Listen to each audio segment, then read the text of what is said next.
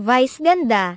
Ginaya ang singitan isyo nina Francine Diaz at Orange and Lemons. Ikinadismaya ng mga fans ni Francine Diaz ang ginawa ng It's Showtime host na Vice ganda sa kanilang idolo kung saan tila pinagtawanan umano nila ito sa isang event sa Pampanga. Partikular na ang pinag-uusap ang isyo ngayon sa pagitan nina Francine Diaz at bandang Orange and Lemons. Sa nasabing event, pinagsabihan ni Vice ganda ang kanyang co-host sa It's Showtime na si Ann Curtis. Bilang pabiro at hiniling sa rito na huwag laktawan o sumingit sa linya ng mga artista na magpe-perform. Si Ann Curtis dapat mamaya pa siya, pero ewan ko sumingit siya sa pila ng magpe-perform. Kaya Ann Curtis, respect naman please.